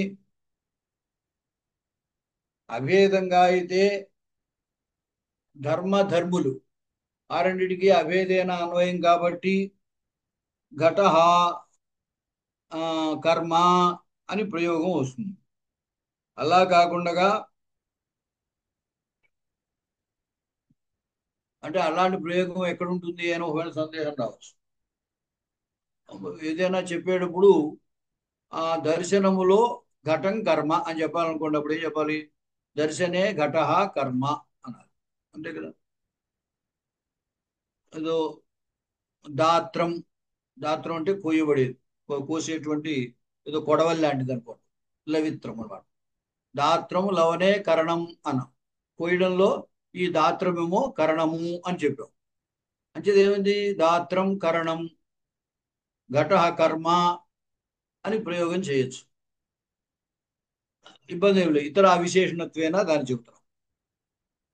అయితే ఎప్పుడైతే శక్తి యందు భేదత్వాన్ని చెప్పేమో, భేదత్వం అంటే విశేషణత్వం అని అర్థం. ఇక్కడ భేదం అంటే ఏదో అనుకోకండి, భేదం అంటే విశేషణం. ఎందుకంటే విశేషణ విశేషములు అనేటువంటి చోట విశేషణానికి భేదకము అని పేరు. విశేషణం ఎప్పుడు చేస్తాము, సజాతీయముల నుండి ఒకదాన్ని వేరు చేయడం కోసం విశేషణం వాడతాం. నీలోత్పలం అన్నప్పుడు ఉత్పలాలు అన్ని సజాతీయమైన ఉత్పలత్వ జాతి విశిష్టాలు అన్నీ కలువలే. దాంట్లో నల్ల కలువను వేరు చేయడానికి నీలోత్పలం అంటున్నాం. అంటే ఏమైందనమాట, ఈ నీల అనేటువంటి దాని ద్వారా, గుణము ద్వారా సజాతీయముల నుండి ఈ నల్ల కలువల్ని వేరు చేస్తున్నాం. అంచేత భేదకమే అయింది కదా. అప్పుడు విశేషణం అంటే భేదకము అనే మాట ఒకటి గుర్తుపెట్టుకోవాలి. చేత యదా శక్తి భేదేన వివక్షిత అంటే విశేషణత్వేన వివక్షిత అని అర్థం. ఈ మాటలు కొంచెం మనకు అప్పుడప్పుడు కన్ఫ్యూజ్ చేస్తుంటాయి. ఆ? అంటే విశేషణంగా ఎప్పుడైతే వివక్ష చేసేమో అప్పుడు ద్వితీయ వస్తుంది అన్నారు. అంటే విశేషణంగా వివక్ష చేయడం అంటే తింగర్థం ప్రధానం కాబట్టి ఆ తింగర్థాల్లో నామార్థం విశేషణం కాబట్టి విశేషణత్వేన వివక్ష. అలా అప్పుడు ద్వితీయ వస్తుంది. స్పష్టం చేదం షష్ఠీ శేషే ఇది సూత్రే భాష్యే తదుక్తం స్వశబ్దైరభిధానే తు సధర్మో నాభిధీయతే విభక్త్యాదిభిరేవాసౌ ఉపకార ప్రతీయతే దైరవిధానే తు సధర్మో నాభిధీయతే. అంటే ఏంటి? స్వశబ్దముతోట అంటే కర్మశబ్దము చేత చెప్పామనుకోండి, అప్పుడు కర్మత్వ శక్తి ఏమి చెప్పబడదు. ఘటము కర్మ అంతే. అంతేకాని ఘటం అన్నప్పుడే కర్మత్వ శక్తి చెప్పకూడదు. ఘటం అనకుండగా ఘటహ కర్మ అన్నాం అనుకోండి, అంటే ఏమవుతుంది? ఆ కర్మ శబ్దము చేత కర్మ చెప్పబడుతుంది. చేత స్వశబ్దము చేత అభిధానం ఎక్కడైతే ఉందో అక్కడ ధర్మము అంటే దాని అందున్న శక్తి నా అభిధీయతే చెప్పబడదు. విభక్త్యాదిభిరేవాసౌ అంటే అసౌ శక్తి విభక్త్యాదిభిరేవా విభక్త్యాదుల చేతనే చెప్పబడుతుంది. ఉపకార ప్రతీయతే అందుచేత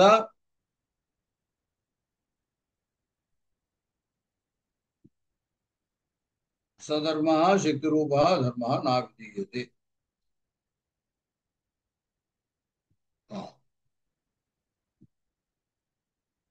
సధర్మ శక్తి రూప విభక్త్యాదిభిః ఇత్యాదినా అంతరా ఇది అవ్యయ గ్రహణం. అంటే విభక్త్యాదిభిరంతరా అని. దధి తిష్టతి ఇత్యాదౌ ప్రాతిపదిక గ్రహణంచ అంటే విభక్త్యాదుల చేత అన్నప్పుడు ఆది అన్నారు కదా. ఆది అన్నప్పుడు అర్థం ఏం తీసుకోవాలంటే విభక్తి చేత విభక్తి లేనటువంటి దాని అంతరా అని కూడా విభక్త్యాదిభి అంతరాచ అనమాట. అంటే విభక్త్యాదులు లేనటువంటి చోట కూడా అంటే దధి రాజా ఇత్యాదుల్లో దధి తిష్టది ఇత్యాదౌ ప్రాతిపదిక గ్రహణంచ అని అందుకు చెప్పారు. అక్కడ ప్రాతిపదిక మొత్తం అర్థాన్నంతా చెప్పేస్తోంది, విభక్తి లేదు అక్కడ. ఉపకార శబ్ద అర్ష ఆద్యసంతత్వేన ప్రాతిపదికార్థస్య స్వావేశేన విశేషణత్వ నియామకత్వాత్ ఉపకారకః ఇత్యర్థః.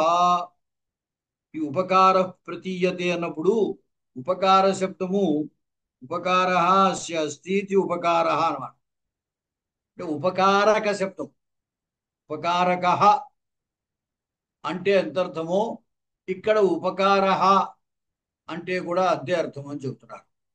హర్ష హర్ష ఆదిభ్యో అచ్ అని ప్రత్యయం ఉపకార అస్య అస్తి ఉపకార అనే అవుతుంది. ఉపకారక అంటే మనం ఏం చేస్తున్నాం అంటే ఉపకారం చేసేది అని అర్థం చెబుతున్నాం. అదే అర్థం ఉపకార శబ్దానికి ఇక్కడ. ఎలాగ ఉపకారం చేసేది అంటే విశేషణత్వ నియామకత్వాత్ ఉపకారక. మరి కర్మత్వాది శక్తుల్ని విభక్తి చెబుతోంది కదా. ఆ కర్మత్వాది శక్తుల్ని విశేషణముగా చెప్పడమే ఇది చేసే ఉపకారం అన్నాడు. ప్రాతిపదికార్థస్య స్వ ఆవేశేన విశేషణత్వ నియామకత్వాత్ ఉపకారక.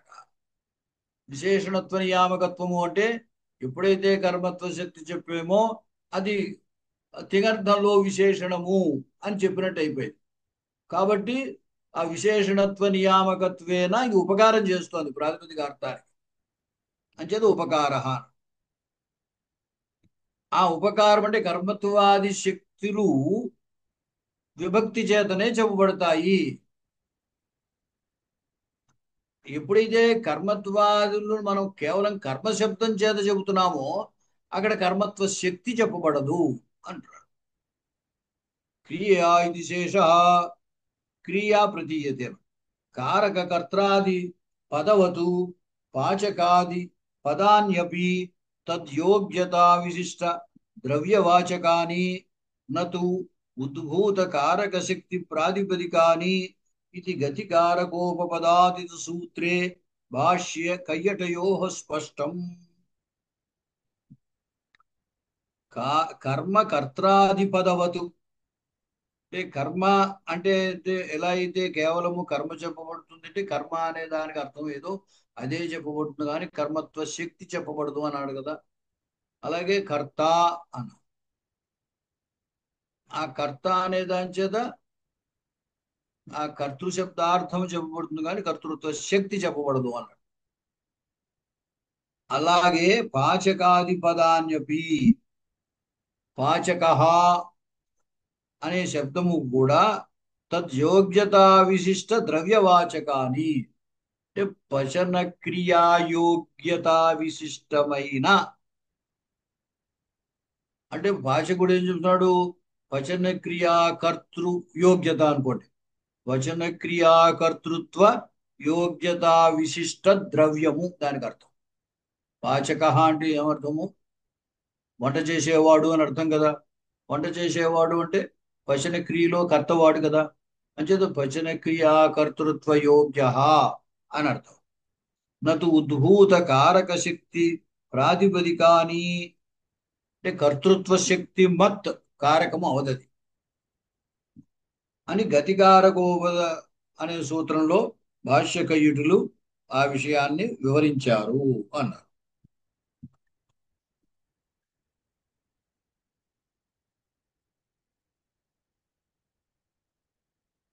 పాకక్రియాయాః అకరణదశాయామపి చెప్తున్నారు వివరణ. పాచక అంటే వాడు ఎప్పుడు మనకి ఎదురుకుండా వంట చేస్తూనే కనపడ్డు కదా. అంచేత భజన క్రియ అక్కడ ఎదురుకుండా మనకి అస్తమాటు కనపడదు కదా. కానీ వాడు భజన క్రియ ద్వారా వాడు జీవనాన్ని గడుపుతున్నాడు కాబట్టి వాడిని పాచకుడు అంటున్నాం. అంచేత పాకక్రియాయాః అకరణ దశాయామపి అంచేత వాడు ఎప్పుడు వంట చేస్తూనే ఉండక్కర్లేదు. ఆ చేయని సందర్భంలో కూడా పాచకాది వ్యవహార దర్శనాత్ పాచక అని వాడిని అంటున్నాం. అందువల్ల ఏమన్నాము తద్యోగ్యత విశిష్టమైన వ్యక్తి అంటే భజన క్రియాకర్తృత్వ యోగ్యత ఉంది వాడికి అంతే. ఇప్పుడు వంట చేస్తున్నాడు అని అర్థం కాదు. ఆ?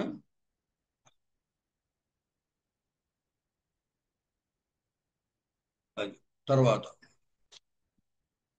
అనభీతే ఇది సూత్రం తు అనుద్భూత శక్తి కర్మాధిగ్రహణం న ఇచ్చేతత్ తాత్పర్యకమేవా కిమోక్తావపి ఘటోస్తి ఇత్యాదౌ ప్రాతిపదికస్య ఉద్భూత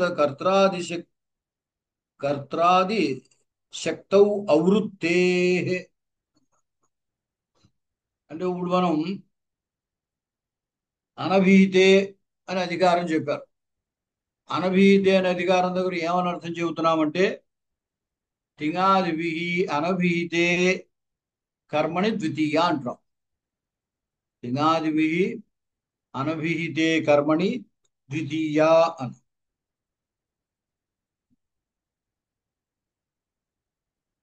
అంటే అర్థం ఏం చెప్పాల్సి వస్తుంది. తింగాదుల చేత కర్మ చెప్పబడకపోతే అప్పుడు కర్మవాచకం మీద ద్వితీయ వస్తుంది అని అర్థం చెబుతున్నాం.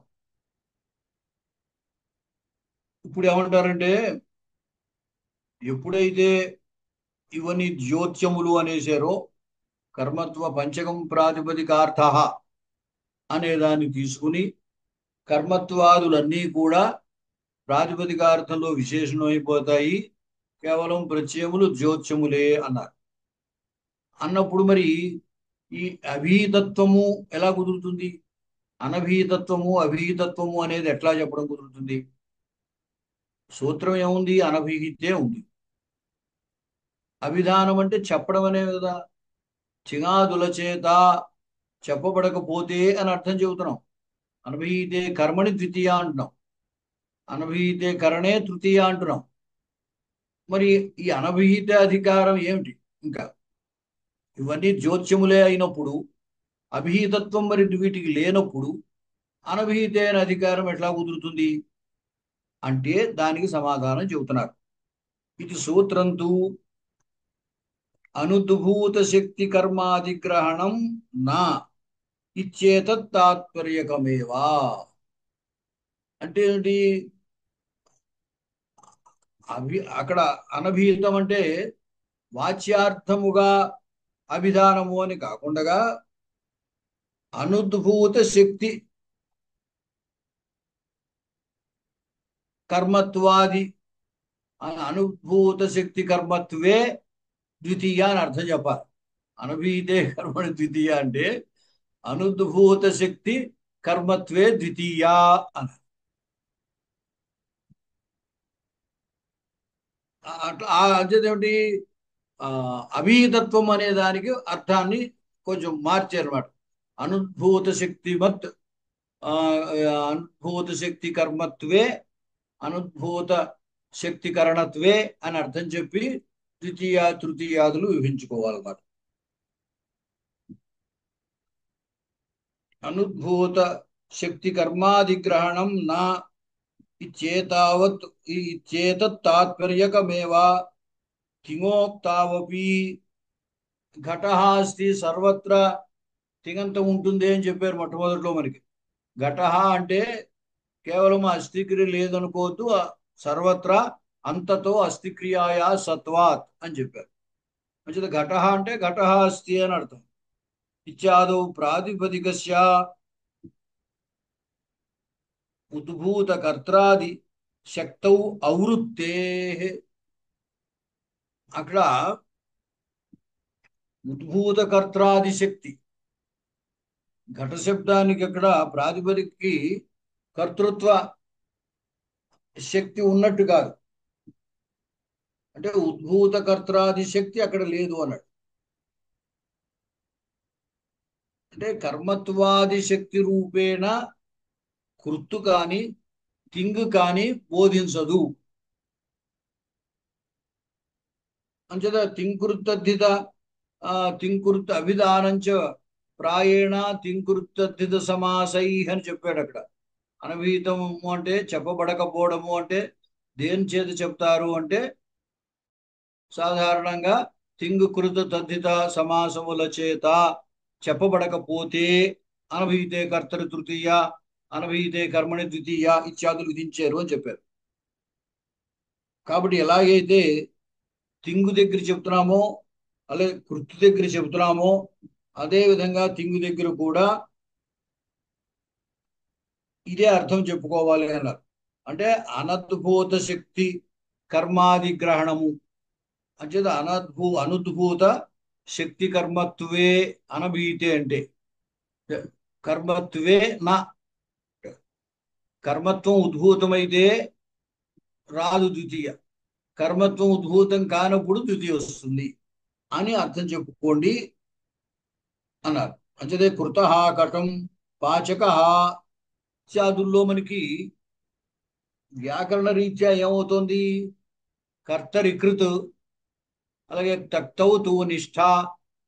ఈ తక్తౌతు నిష్ఠా సూత్రము తాక్ తౌతు ప్రత్యయాలకి నిష్ఠ అనే సూత్రం చెప్పి అది నిష్ఠ అనే సౌండ్ చెప్పి ఈ తప్రత్యయము కర్మార్థం తయోరేవ కృత్యక్త కలర్థా అనే సూత్రంలో భావకర్మార్థంలో తప్రత్యయం వస్తుంది అని చెప్పారు. అదే కృత్య క్త కల్ ఈ అర్థ ప్రత్యయాలన్నీ కూడా భావకర్మార్థాల్లో వస్తాయి అన్నారు. అంటే తప్రత్యయం కర్మార్థంలో చెప్పారు. మరి తాన్ చేత కర్మ చెప్పబడాలి కదా కృతి చేత. అలాగే పాచక అన్నప్పుడు నుల్ దృచవు అని నూలు ప్రత్యయము కర్తర్థంలో చెబుతున్నారు. మరి అక్కడున్న కృత్ప్రత్యయము చెప్పారు కదా కర్తర్థంలో. వాటి ప్రయోగము ఉన్న చోట కృత కట అన్నారు అనుకోండి. కృత కట అన్నప్పుడు ఏమర్థం చేస్తున్నాము? కృత అనే తప్రత్యయము చేత కర్మ చెప్పబడింది కాబట్టి కర్మవాచకమైన కట శబ్దం మీద ఇంక ద్వితీయ రాలేదు, ప్రథమే వస్తుంది. ఇప్పుడు నువ్వేమంటున్నావు? ఈ కర్మత్వాదులు అవన్నీ కూడా ప్రాతిపదిక అర్థంలో విడిపోతున్నాయి అన్నావు. అన్నప్పుడు మరి ఈ కర్మత్వ శక్తి ఈ ప్రత్యయము చేత కర్మత్వం చెప్పబడుతోంది, కరణం చెప్పబడుతోంది. అలా చెప్పబడినప్పుడు ఇది రాదు చెప్పబడకపోతే వస్తుంది అని అనభీతాధికారం యొక్క ప్రయోజనం అది కదా. తింకృ తింకృదాదుల చేత కర్మత్వాదులు చెప్పబడకపోతే అనభీతే కర్మణి ద్వితీయ అనభీతే కర్తరి తృతీయ అని కదా. ఆ ప్రత్యయాలు వాటిని చెబుతాయనే కదా మరి అర్థము. మరి ఇంక ఈ అనభీతాధికారం ఏమైపోవాలి అన్నాడు. అంటే ఏమన్నాడంటే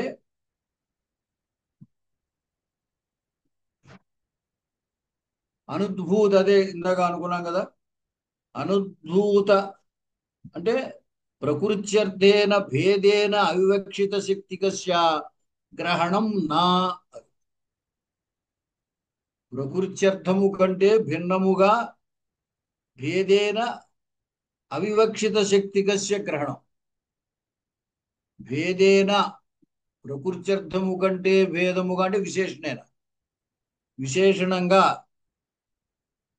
వివక్షించబడినటువంటి అవివక్షిత శక్తి కలిగినటువంటి దానికి ద్వితీయ రాదు, గ్రహణం నా అంటే అనభీతం అంటే. కాబట్టి ప్రకృత్యర్థం కంటే అంటే ఏమిటవుతుంది, విశేషణముగా విధింపబడ్డం, విశేషణముగా గ్రహింపబడ్డం. విశేషణముగా గ్రహింపబడము, గ్రహింపబడకపోవడము. విశేషణంగా వివక్షితమైతే ద్వితీయ రాదు. విశేషణముగా వివక్షితం అయితే ద్వితీయ వస్తుంది. విశేషణముగా వివక్షితము కాకపోతే ద్వితీయ రాదు అని అర్థం చెప్పాలి. ఈ అనభిహితే అభిహితే నా అని కదా.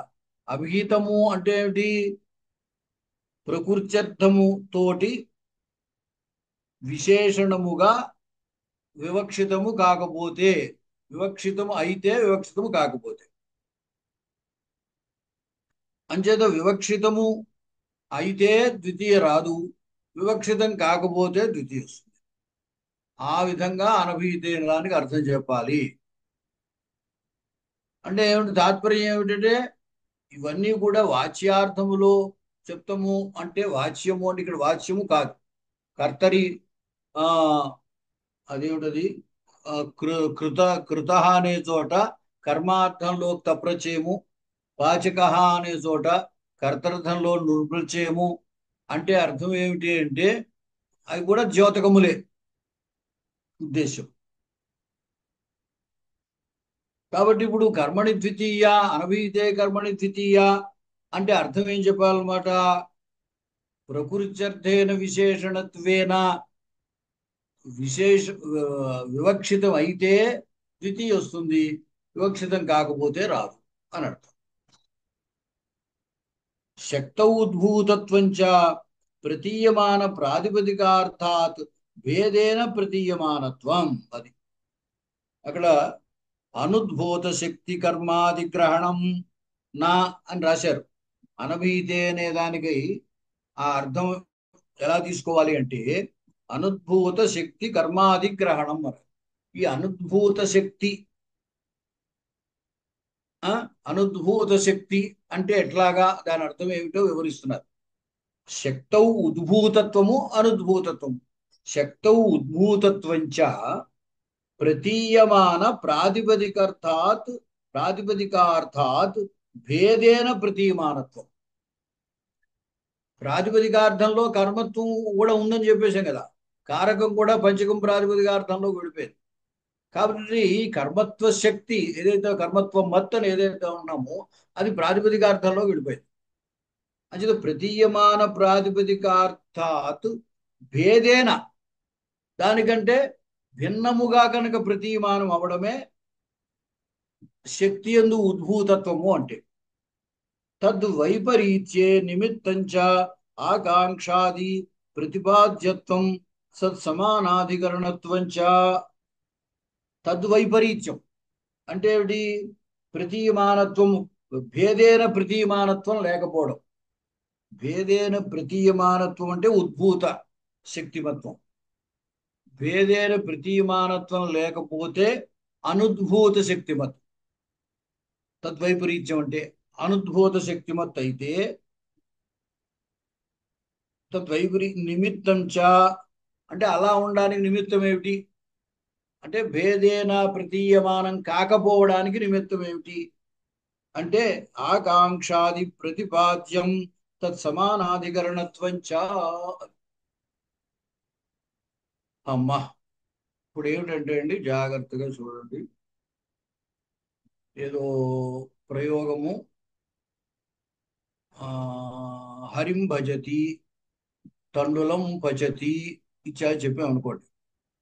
ఇలా చెప్పినప్పుడు ఏమవుతుంది అంటే, ఎప్పుడైతే తండులం అనగానే క్రియా సంబంధమైన ఆకాంక్ష ఉంటుంది. అలాగే పచతి అనేటువంటిది ప్రయోగించగానే కర్మ సంబంధమైన దేన్ని వండుతున్నాడు అని ప్రశ్న వస్తుంది. అంటే కర్మ సంబంధమైన ఆకాంక్ష ఉంటుంది. ఏ? అప్పుడు ఆకాంక్ష ఉన్నప్పుడు వీటికి భేదేన విశేషణత్వైన సామానాధికరణం కుదురుతుంది. అదే అనుద్భూత శక్తిమత్ అంటే. ఉద్భూత శక్తి అనుద్భూత శక్తి అని పైన ఇచ్చారు కదా. ప్రాతిపదికార్థము కంటే భేదముగా ప్రతీయమానత్వమో ఉద్భూత శక్తిమత్వం అన్నారు. అలా అభేదంగా ప్రతీయమానమైతే అనుద్భూత శక్తిమత్ అంటారు.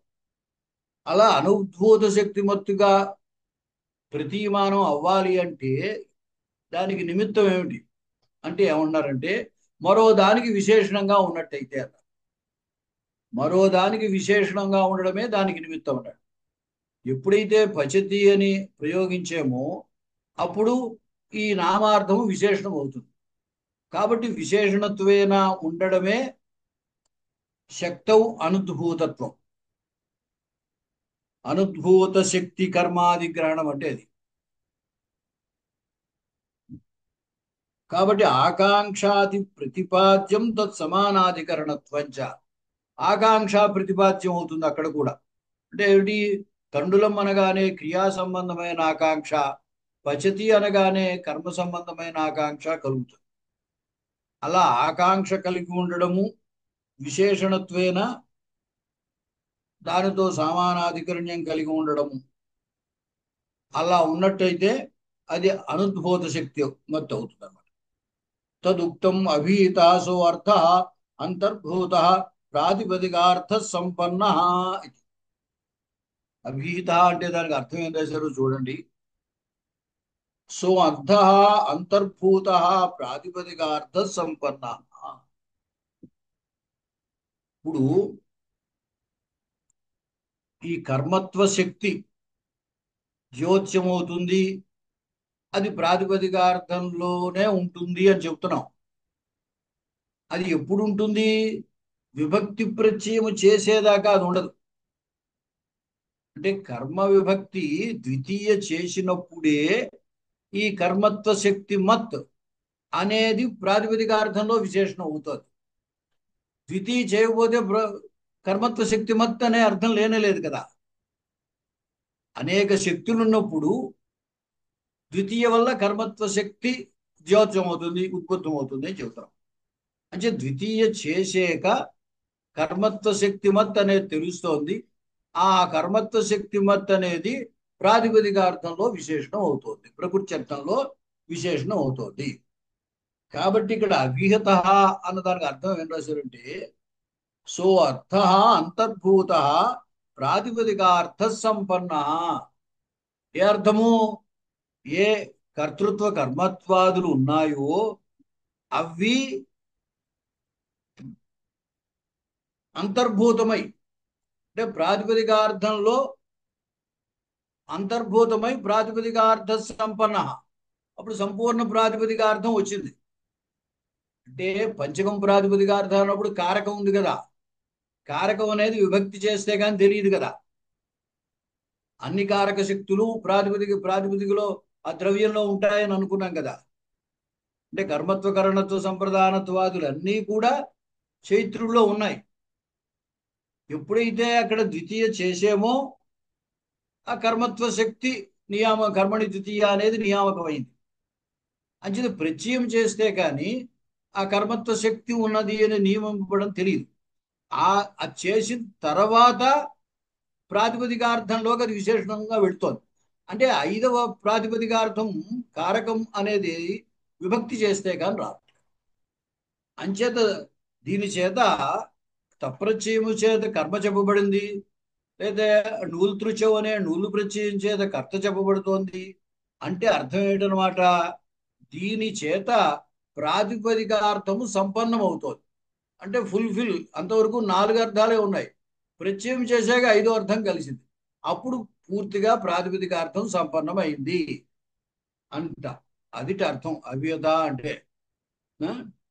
అంతర్భూతత్వంచ వేదేన అప్రతీయమానత్వమేవా.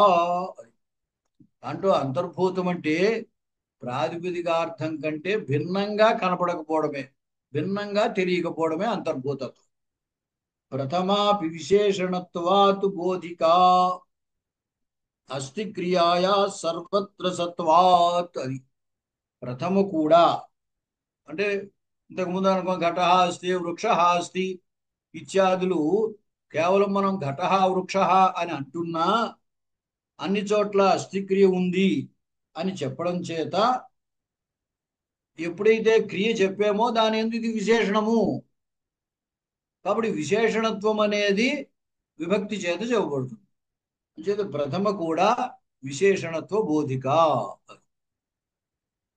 మొట్టమొదటి మనకి అన్నారు కదా 3 కదా, ఏమేమిటన్నారు, క్రియాకారక భావ సంబంధము, విశేషణత్వము, కర్మత్వ శక్తి మత్తు, ఈ 3 ద్వితీయ అర్థములో చెప్పారు కదా. అంచేది ఈ ప్రథమ కూడా విశేషణత్వాన్ని చెబుతుంది అన్నారు. ఎందుకు చెబుతుంది అంటే సర్వత్రా అస్థిక్రియ ఉంది కాబట్టి, తిగర్థం ప్రధానం కాబట్టి, నామార్థం అప్రధానం కాబట్టి, విశేషణం కాబట్టి ప్రథమ చేత ఆ విశేషణత్వం చెప్పబడుతుంది. అత ఏవ ప్రథమాయా కారక విభక్తిత్వ వ్యవహారో భాష్యే. అది అందుకే ప్రథమకి కారకత్వం ఉందా లేదా అని డౌట్ పడుతూ ఉంటారు. ఎందుకంటే ఈ అనభీతాధికారంలో ఏమైందంటే కర్మణి ద్వితీయ, కర్తృకరణయో స్తుతీయ ఇత్యాది విభక్తులు ఇవ్వబడ్డాయి. ప్రథమ ప్రాతిపదికార్థలింగ వచన పరిమాణమాత ప్రథమ అని చెప్పారు. మరి అనభీతే అనలేదు అక్కడ. కాబట్టి దీనికి కారకత్వం ఉందా లేదా అని కొంతమంది డౌట్ పడుతూ ఉంటారు, సందేహిస్తూ ఉంటారు. అందుకోసం ఏమిటి, అస్థిక్రియ ఎప్పుడైతే ఉందో ఆ తింగర్థంలోకి నామార్థం విశేషణం కాబట్టి దీని చేత విశేషణత్వం చెప్పబడుతుంది. కాబట్టి ఇక్కడ కూడా కారకత్వం ఉంటుంది ప్రథమ కూడాను. కారక కారక విభక్తిత్వం అనేది ప్రథమ కూడా ఉన్నది అని చెప్పారు. కారక విభక్తిత్వ వ్యవహార భాష్యే ఇత్యాహు. తర్వాత సరే ఇక్కడితో ఆపుదామండి. అయ్యా గురుగారు ఇక్కడితో ఆపుదామండి. ఏమని రాసుకొని వాళ్ళ మా బాధ ఏమన్నా మాది, మాకు అర్థం కాదుగా.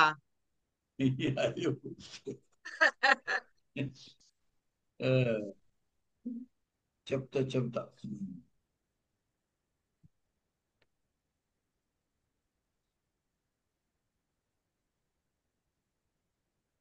కర్మత్వాదీనాం విభక్తి ద్యోతకత్వం అన్నాడు. కర్మత్వాదీనాం విభక్తి ద్యోతకత్వం.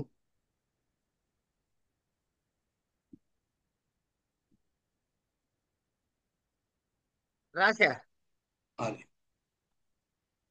అలా గురుగారు. అలాగే ఉంటాను మరి. ధన్యవాదాలు గురుగారు.